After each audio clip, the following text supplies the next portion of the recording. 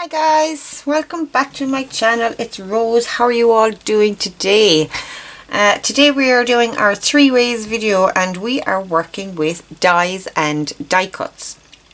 I actually struggled to get this down to 3 ways because these things are just so versatile, and you know, you probably will end up with a little bit more than 3, but you know, how bad.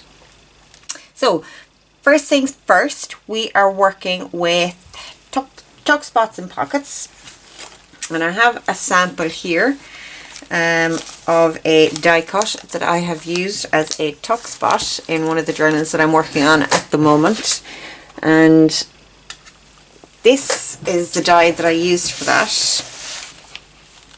As you can see, it's just the actual die is that shape and all the rest of it. So now actually with this die, what it does is you actually die cut it in the corner of the page, and it doesn't cut out the actual piece, it cuts out the pattern, and I just snipped it along the top to shape. So that's how I used that one. You can also do the same thing if you have full sheets of that, just cut it out to shape for yourself. Partial die cutting will do that also. You can use any of your dies really as pockets or tucks. I have another one here. This is a corner one. This one actually cuts out the shape, and I will be putting one of these in here as well as a corner tuck like this, and I have just cut that out of cardstock twice and doubled it up. So that is that one. Any of your shapes really. I mean, I have a lot of dies here. If you were to die cut this, it gives you this shape. I actually cut this out of fun foam because I want to make it into a stamp, which if you've seen my 3 ways with stamps video, you will have seen how I use those. So this could work as a tuck spot as well. It would have to be doubled up again, I would imagine. There are things like this very pretty fan. That would make a lovely little tuck. Probably at the top of the page, actually. I think that would be lovely. Just have a tuck up here. So yeah, use your imagination with the shapes and things you have. They can all be used as tucks and pockets and things like that. Obviously there are things like, oh, excuse me, I'm just spilling them all over the place. Like this is a rectangular Deckle edge shape.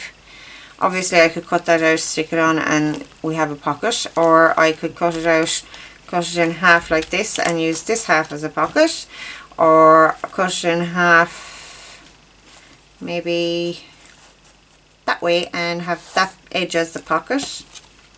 Lots of things you could do, so just to use your imagination when it comes to tucks and pockets and your dies. The next thing is, ooh, I'm just going to pop that back up there because it'll get lost down the back of the desk. Okay, so that's pockets and tucks. Now it doesn't just apply to pockets and tucks. You can use them as page tabs, belly bands even. I mean, even with this one here, you could actually stick that in the middle of the page, top and bottom, and tuck something in behind it. I know it's a bit of a short one, but it would still be a belly band. So anything even a little bit larger could be used as a belly band. Envelope closures, so your smaller dies, like for instance, maybe, oh, just get it off, this butterfly, quite a small butterfly, put it onto the back of an envelope. This isn't an envelope, but you can imagine, stick it on the back of an envelope and have it as your little closure. Things like that. So yeah, and you can use them on your paper clips, your decorated paper clips and things like that as well. Very handy for things like that. Okay, so that's pockets and tucks. Now the next thing I wanted to show you was embossing with your file, with your dies. However, I have misplaced my squishy embossing mat, so I can't actually show you the technique, but I really did want to mention it because it's one of my favourite things to do with my dies. I do have an example in here, and it might be a little hard to see, but you can see the embossing on this. And all I did with that was I laid this die on my page. I actually put it on the back side of the page so that the back of it was debossed and the front of it got embossed. And you get the pattern on both sides, which is quite nice. So I laid it on my page.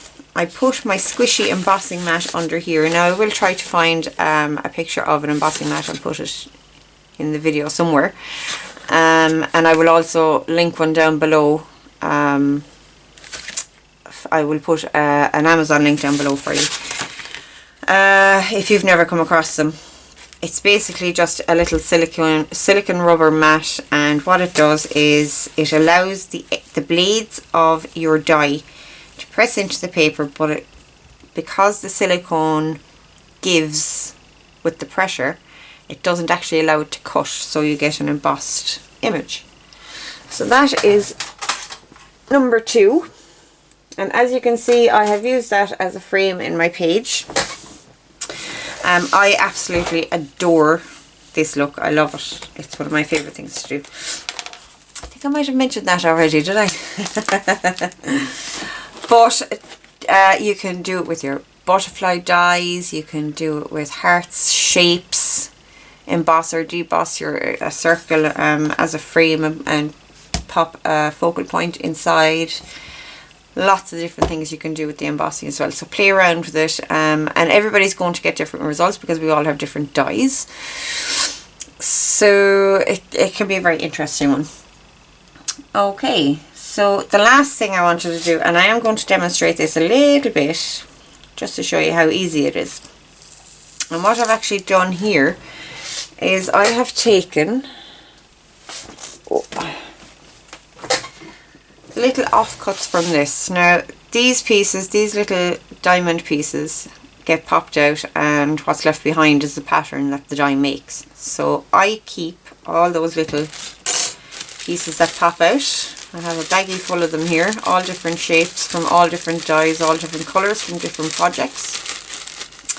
And every now and again I will just pull them out and I will decorate with them. Now you can see on this one I have used those little diamonds off of this one, and I've begun stucking them down here just in, it actually came it was supposed to be a random pattern, but because of the actual shape, the diamond shape, it ended up looking very not very, but somewhat of a pattern, or formal pattern, that's the word I'm looking for.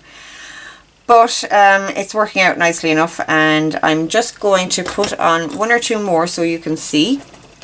I'm just going to use a sharp tweezers and my trusty glue. Now you can use a glue pen for this, and I usually do, but I happen to be out of glue pen at the moment. So I'm just using my trusty glue. And all I'm going to do is just squeeze very slightly so the glue comes out just a tiny bit, and pick up my shape on the tip of the bottle. I'm going to use my tweezers just to pluck it out and lay it down where I want it. And that technique makes it all very simple. When you think about it, you think, oh, this is going to be so fiddly, and it'll take forever, but in actual fact it really doesn't. In fact, I think I'll actually use this method in future because it's quicker. And I'm just popping them down there. And I think one more just at the top over here.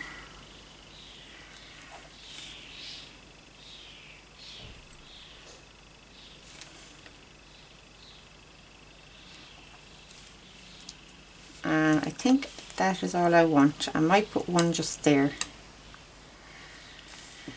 just to kind of tie it all in. This is a journal card for the journals that I'm working on at the moment. If you're following that series, you'll see this.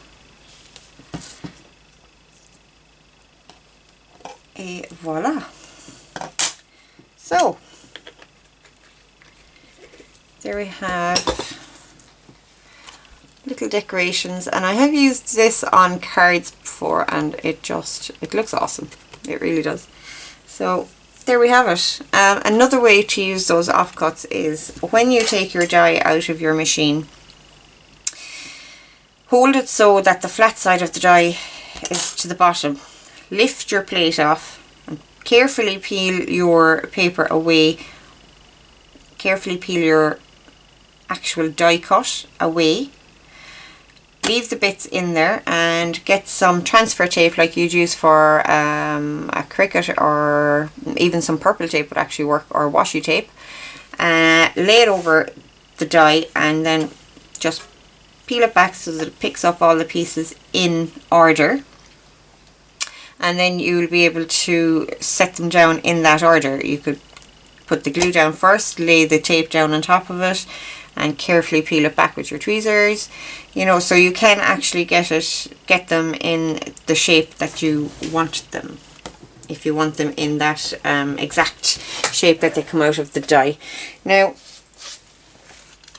I will put links to some of those dies and things down below the video, but I have been finding that because I don't spend a whole lot of money on supplies, I can't spend a whole lot of money on supplies, and the ones that I do have, I take care of them and I use them over and over again. So I'm finding that a lot of them have been discontinued when I go to look for the links on Amazon, so I do apologise for that, but any of them that I do find, I will put links down below.